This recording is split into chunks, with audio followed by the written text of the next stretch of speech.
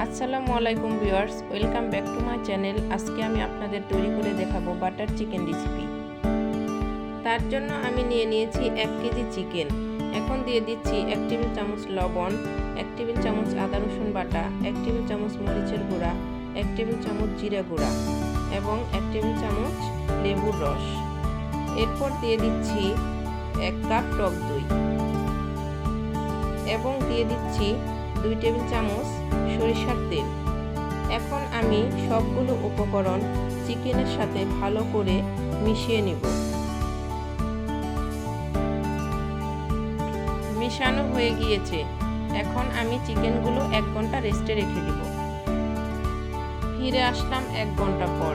এখন আমি চিকেনগুলো ভালোভাবে ভেজে নিব। তার জন্য একটি প্যানে দিয়ে দিচ্ছি 2 টেবিল চামচ তেল, দিয়ে দিচ্ছি 2 টুকরা বাটার। বাটারটা গলে আসলে আমি চিকেনগুলো দিয়ে দিব। এই তো বাটারটা গলে আসছে। এখন আমি চিকেনগুলো দিয়ে দিচ্ছি।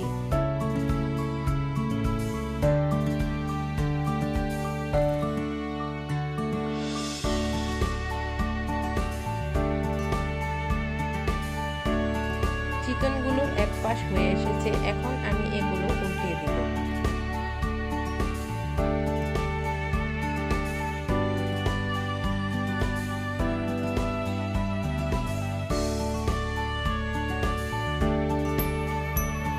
চিকেনগুলো ভাজা হয়ে গিয়েছে। এখন আমি একটু স্মোকি ফ্লেভার করার জন্য চিকেনগুলোকে একটু কয়লার ধোঁয়া দিয়ে দিচ্ছি। এই তো আমাদের চিকেনগুলো রান্না করার জন্য প্রস্তুত হয়ে গিয়েছে। এখন আমি বাটার চিকেনের গ্রেভি তৈরি করে নেব। তার জন্য আমি একটি প্যানে দিয়ে দিচ্ছি 2 টেবিল চামচ তেল, 3টি এলাচি, 2-3টি লং। এখন দিয়ে দিচ্ছি টমেটোগুলো আমি কিউব শেপ করে কেটে নিয়েছি। এখন দিয়ে দিচ্ছি 1 কাপ পেঁয়াজ কুচি। পেঁয়াজ দিয়ে আমি একটু নেড়েচেড়ে নিচ্ছি। দিয়ে দিচ্ছি 4-5টি শুকনা মরিচ।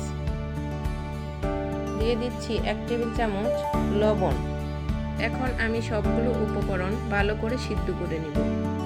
কিছুক্ষণ সিদ্ধ হওয়ার পর এখন দিয়ে দিচ্ছি কয়েকটি কাজু বাদাম এবং দিয়ে দিচ্ছি 1 কাপ পানি। এখন আমি সবগুলো উপকরণ আবারও একটু ভালো করে সিদ্ধ করে নেব। সিদ্ধ করা হয়ে গিয়েছে। এখন আমি এগুলোকে একটু ঠান্ডা করে ব্লেন্ড করে নেব।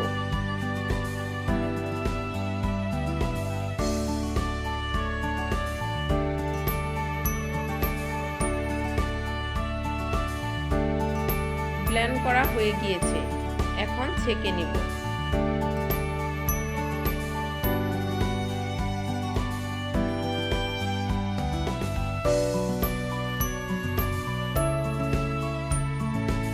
ছাঁকা হয়ে গিয়েছে। এখন আমি মূল রান্নায় চলে যাচ্ছি। এখন একটি প্যানে দিয়ে দিচ্ছি 3 টুকরা বাটার। এই রান্নাটা বাটার দিয়ে করতে হবে।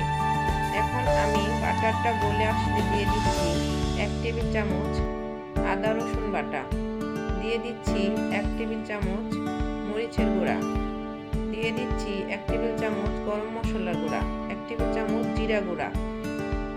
এখন আমি মশলাটা একটু নেড়েচেড়ে কষিয়ে নিচ্ছি। কষানো হয়ে গিয়েছে। এখন তৈরি করে রাখা গ্রেভিগুলো দিয়ে দিচ্ছি। গ্রেভিগুলো দিয়ে আর একটু নেড়েচেড়ে রান্না করে নিব। এখন দিয়ে দিচ্ছি ভেজে রাখা চিকেনগুলো দিয়ে আরও কিছুক্ষণ রান্না করে নিব।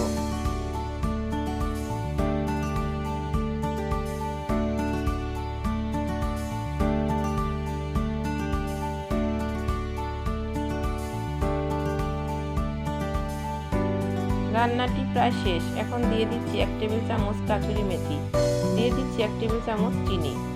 এখন আমি এটাকে আর একটু রান্না করে নেব।